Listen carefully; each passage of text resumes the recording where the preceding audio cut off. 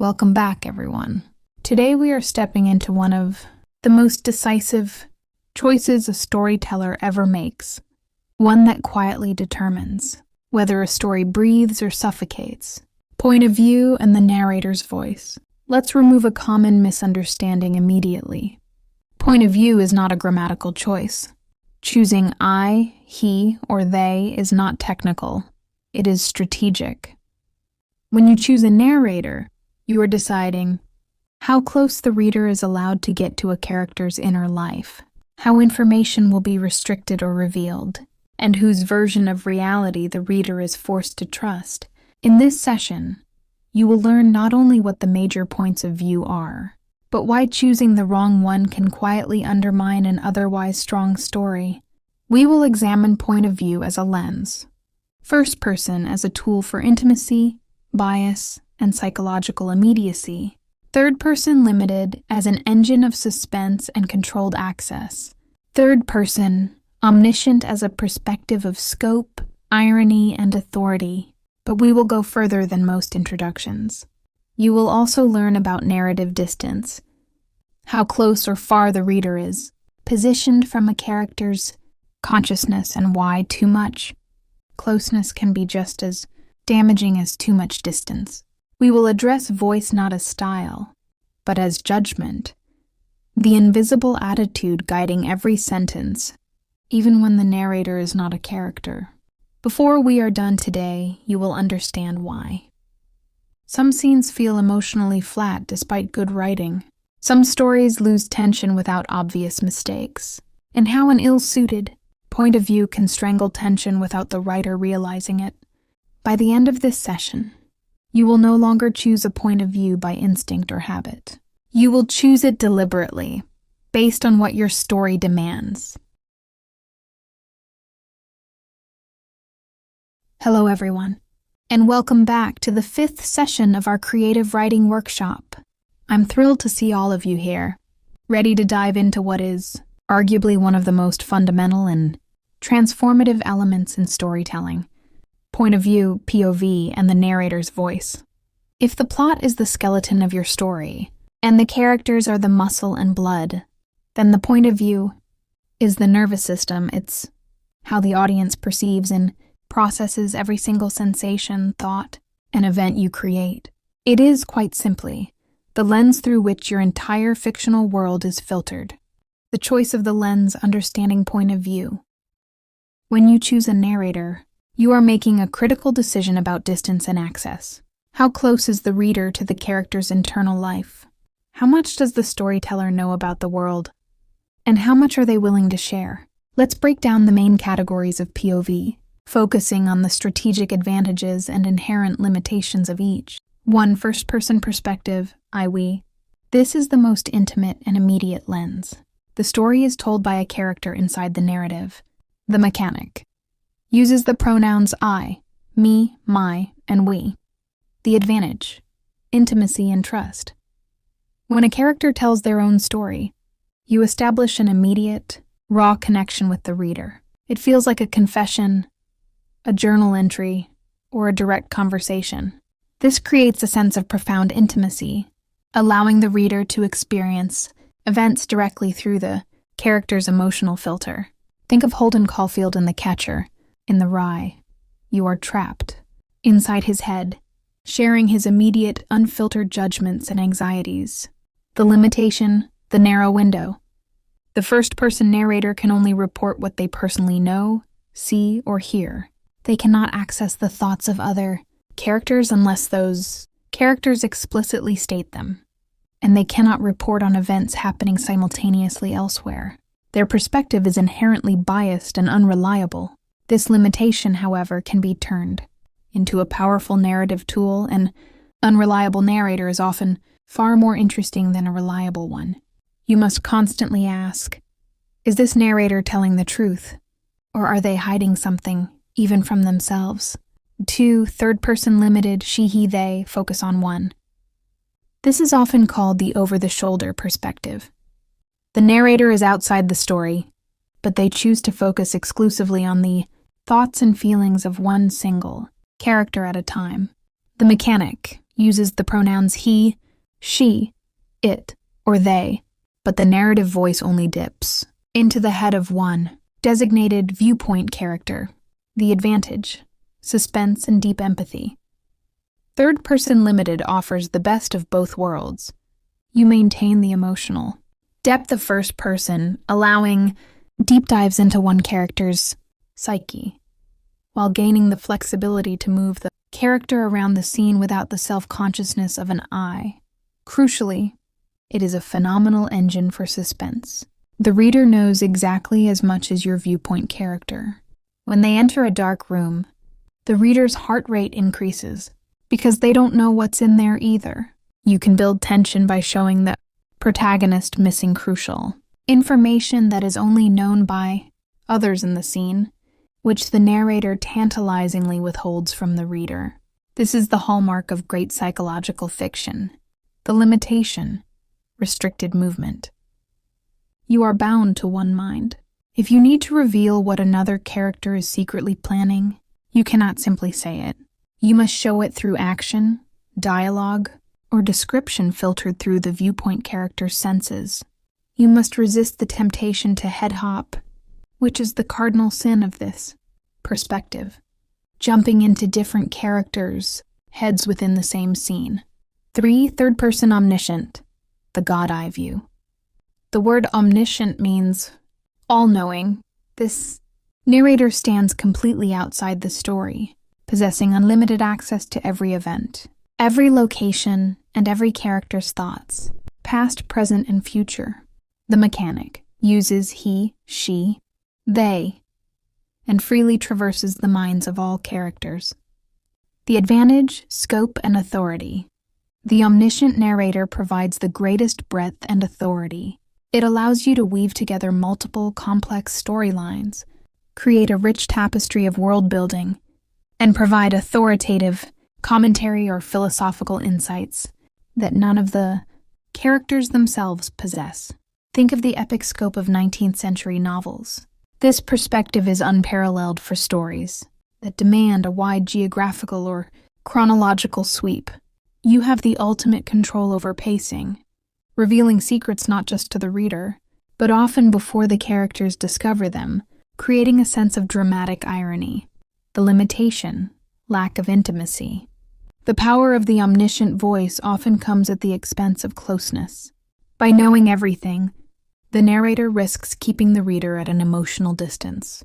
The reader is watching a grand play, not personally participating in the struggle. The contemporary preference often leans away from this style toward closer, more personal POVs. The narrator's voice, the invisible hand. Beyond the technical choice of POV, first, second, or third, you must define the narrator's voice. This is the sound, the rhythm, the tone, and the attitude of the person speaking the story. Voice is personality. Even an omniscient external narrator has a personality. Are they sarcastic, world-weary, optimistic, formal, colloquial? The voice dictates the entire atmosphere of your novel. Voice and POV interaction. In first person, the character's voice is the narrator's voice. They are indistinguishable. In third person limited, the narrator's voice often blends with the viewpoint, character's thoughts, and internal language, a technique called free indirect discourse. If your viewpoint character is a grumpy detective, the third-person descriptions will be cynical and terse. In Third Person Omniscient, the narrator's voice is distinct from the characters. It is an overarching, intelligent presence guiding the reader through the events. Your task, feeling the difference. Theory is one thing. Practice is everything. To truly understand the power of the lens, you must write through it. We are going to take one simple, neutral scene and rewrite it using two different perspectives. This will allow you to physically feel the change in tension, intimacy, and information flow. The base scene. A character, Alex, is waiting in a dimly lit, quiet cafe for a clandestine meeting. The cafe is nearly empty. A tall, unfamiliar figure walks in and sits down at a table across the room. watching Alex. Now let's write this in two distinct ways. Version A, first-person perspective, Alex. I checked my watch again. 11:03 p.m. 3 minutes late. My palm was sweating against the cold ceramic of the coffee cup. Every shadow in this damn cafe felt like a witness. I kept my eyes on the street, but it was no good. I couldn't stop the nervous habit of chewing the inside of my cheek. Then the bell above the door jangled, a sound far too loud for the quiet space. A figure, tall and bulky, came in. They didn't look around. They just walked straight to a back booth and sat down, their eyes immediately locking onto me. Not a friendly gaze. My stomach dropped. That's him, I thought, a cold knot tightening in my chest. He knows I'm here. Version B, third person limited, focus on Alex. Alex checked his watch again. 11:03 p.m. 3 minutes late, and the delay felt like a betrayal of their arrangement. The cafe was too quiet, the lighting too dim, giving every shadow a predatory shape. He tried to focus on the deserted street, but a persistent, nervous energy forced him to chew the inside of his cheek until it was raw. The bell above the door jangled, a violent, disruptive sound. A tall, unfamiliar figure entered. The newcomer didn't scan the room.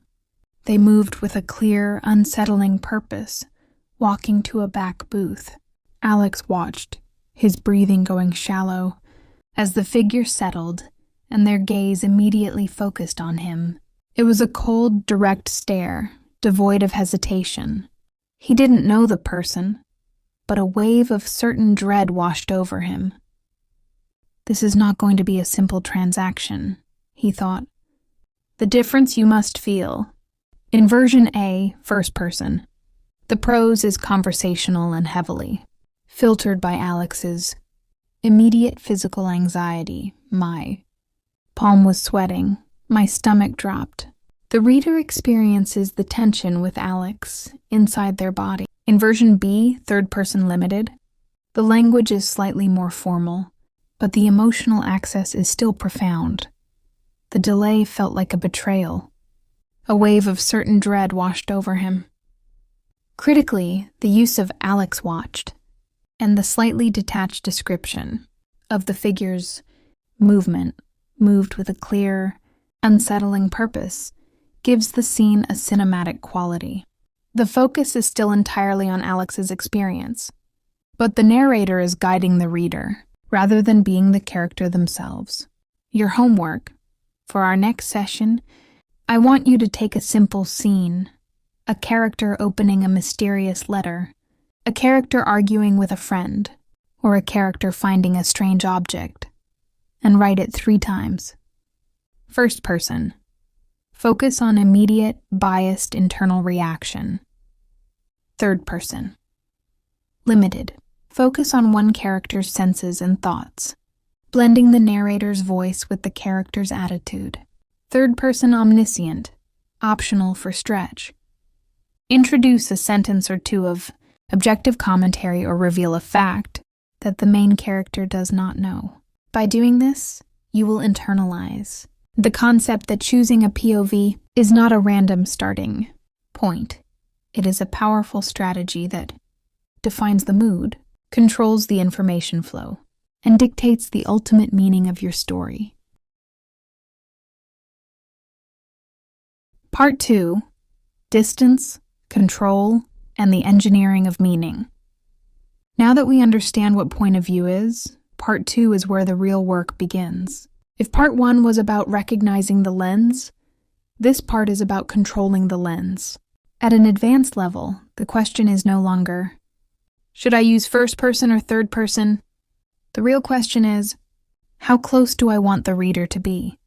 And what am I deliberately keeping from them? Point of view is not a stylistic preference. It is a system for controlling intimacy, tension, and truth. 1. Narrative distance. How close is the reader?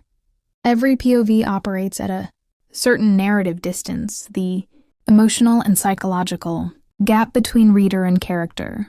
Think of distance as a sliding scale. At one extreme, the reader is inside the character's nervous system. At the other, the reader is observing events from a detached, almost philosophical height. First person creates minimal distance. The reader experiences the world as the character experiences it. Thoughts are immediate, sensory, emotional, and biased. Third person limited creates controlled distance. The reader is close, but not fused. They feel the character's emotions, yet the narrator shapes and filters the experience. Third person omniscient creates maximum distance. The reader sees the whole board, not just one piece. None of these is better. Each produces a different psychological effect. A common beginner mistake is choosing a POV without understanding how much control or limitation it imposes. 2. Information control. Who knows what and when? Now we reach the strategic heart of POV. Story is not about events. Story is about the timing of information. Point of view determines what the reader knows, what the protagonist knows, and what exists in the gap between those two. First person tightly locks knowledge to the narrator's awareness. If the narrator doesn't know something, neither does the reader. This is powerful for confession, trauma, psychological instability, moral ambiguity. But it also means you can't easily show parallel events. You can't reveal hidden schemes without breaking the contract.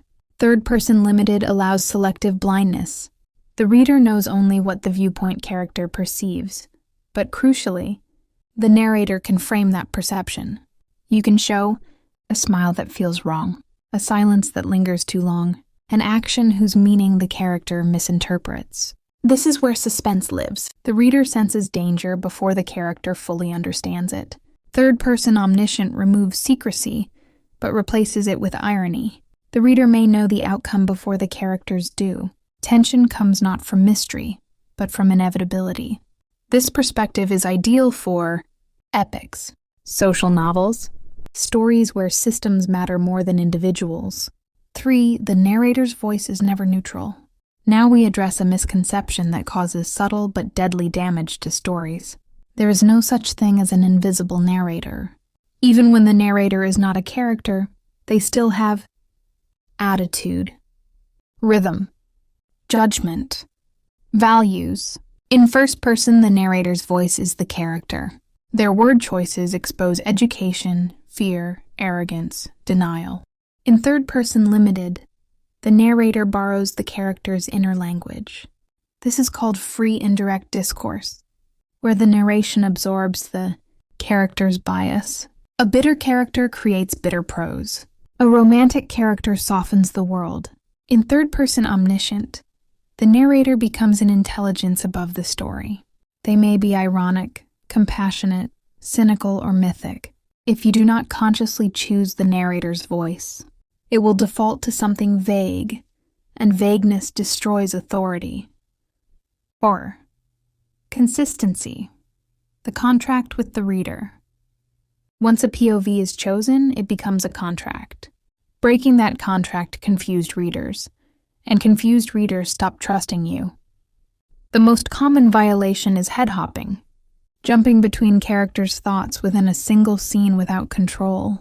This often happens when a writer wants emotional breadth without committing to omniscience. Instead of switching POV, show emotion through action. Let dialogue carry tension. Use implication rather than access. Restraint is not weakness. It is discipline. Professional storytelling is not about saying more. It is about deciding what not to say. 5. Practical demonstration. One scene, two lenses. Let's bring this down to the page. Imagine this neutral scenario. Character enters an empty apartment and realizes someone has been there before them.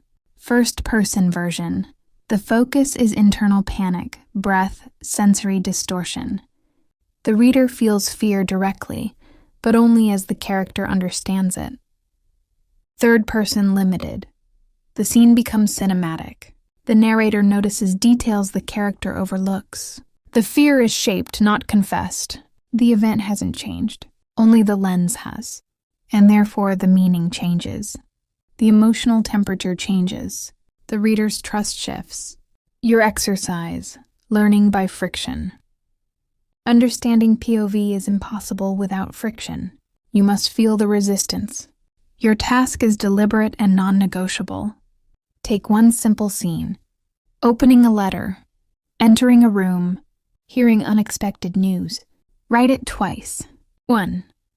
First-person focus on bias, distortion, and emotional immediacy. 2. Third-person limited focus on controlled observation, implication, and restraint. Afterward, do not ask which one is better. Ask, which version controls information more effectively? Which version serves the core tension of the story? Which version earns trust? A story is not just what happens. It is how consciousness experiences what happens. When you choose a point of view, you are not choosing grammar. You are choosing authority, access, distance. Meaning, from this point on, treat POV as architecture, not decoration. In the next session, we will enter dangerous territory: unreliable narrators, self-deception, and the difference between truth and testimony. The place where mature storytelling truly begins. Let's pause and gather what you now understand. Point of view is not decoration. It is narrative infrastructure. In this session, you learn that point of view governs access. Who is allowed to know what and when? It controls distance, how near the reader stands to a character's inner world.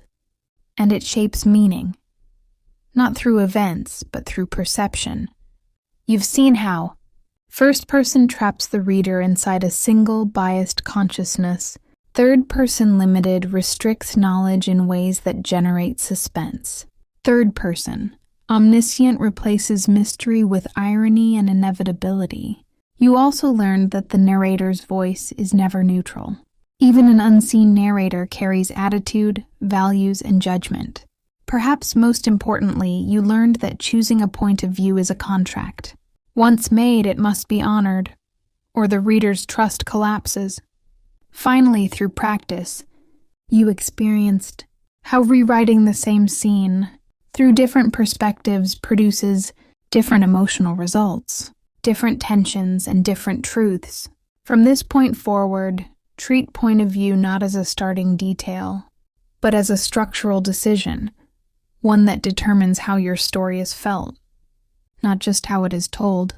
In the next session, we will test this structure under pressure by exploring unreliable narrators, self-deception, and the gap between truth and testimony, the territory where mature storytelling truly begins.